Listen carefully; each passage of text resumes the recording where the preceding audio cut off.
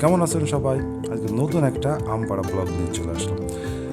আমরা তো আম অনেকেই ভালোবাসি, আর যদি আম নিজের গাছ থেকে পাড়া হয় সেটা মজাই অন্যরকমের। যদিও গাছ আমার নয়, আমাদের এক বড় ভাইয়ের গাছ। তিনি মাঠের ভিতর অর্থাৎ বিলের ভিতর একটা পুকুর খনন করছে, তার একটা পতির জায়গা ছিল। পুকুরের পাড় দিয়ে গত বছরে আম গাছগুলো লাগিয়েছে। স্থানীয় হর্টিকালচার থেকে চারাগুলো সংগ্রহ করা, আর হর্টিকালচার মানে তো জানেন, অ্যাকুরেট চারা পাওয়া যায়, যা নার্সারিতে ভুলভাল চারা দেওয়ার সম্ভাবনা থাকে, কিন্তু হর্টিকালচারে এটা সম্ভব নয়। আপনাকে যে চারা বলে দেবে সেটাই পাবেন। তবে হর্টিকালচারে একটা প্রবলেম আছে, সেটা হচ্ছে আপনি চাইলে অ্যাভেলেবেল চারা পাবেন না। আপনি এ জাতের চাচ্ছেন, ও জাতের, এটা আপনি পাবেন না।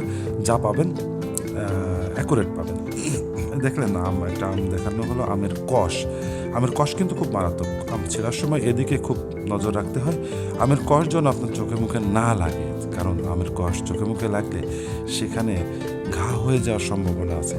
কারণ জানেন তো, আমের কষে অ্যাসিডের পরিমাণ অনেকটা বেশি।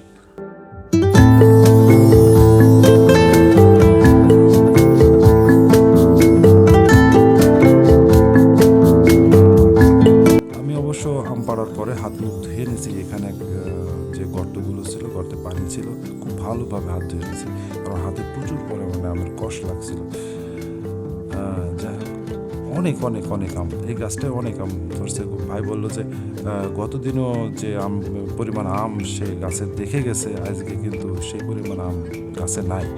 কারণ এত হাত দিয়ে ছেঁড়া যায়, আর মাঠে যারা আসে কাজ করতে, আর গরমের সময় একটু আম হলে তো বোঝেনি বিষয়টা কেমন।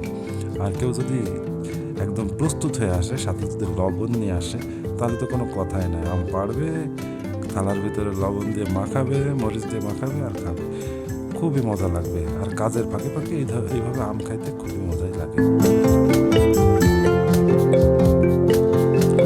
যাই হোক, চারিপাশে ঘুরে ঘুরে দেখা হচ্ছে কোথায় আম আছে। দেখছেন কষ, আমের কষটা যদি গায়ে লাগে তাহলে হাতে লাগলে ফুসকা পড়ে যাবে।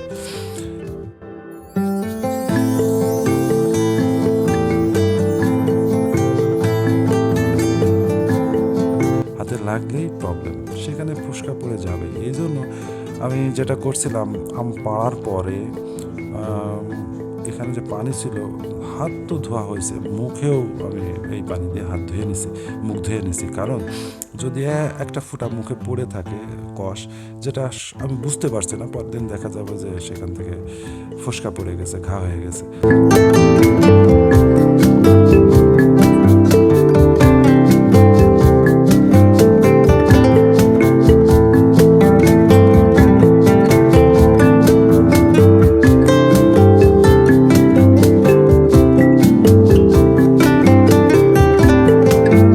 অবশ্যই চেষ্টা করবেন আম পাড়ার সময় এই বিষয়গুলোর দিকে লক্ষ্য রাখতে, যেন কষ আপনার না লাগে। দেখেন কত আম, আসলে খুবই মজা। আপনাদের সাথে শেয়ার করলাম। যারা আম পাড়তে ইচ্ছুক তারা চলে আসবেন ইনশাল্লাহ। আমাদের আশপাশে যে গাছগুলো আছে, একসাথে আম পাড়া যাবে। আসলে এতগুলো আম বাসায় যদি নিয়ে যাওয়া হয়, তাহলে বাসার লোক তো একদম পাগল হয়ে যাবে।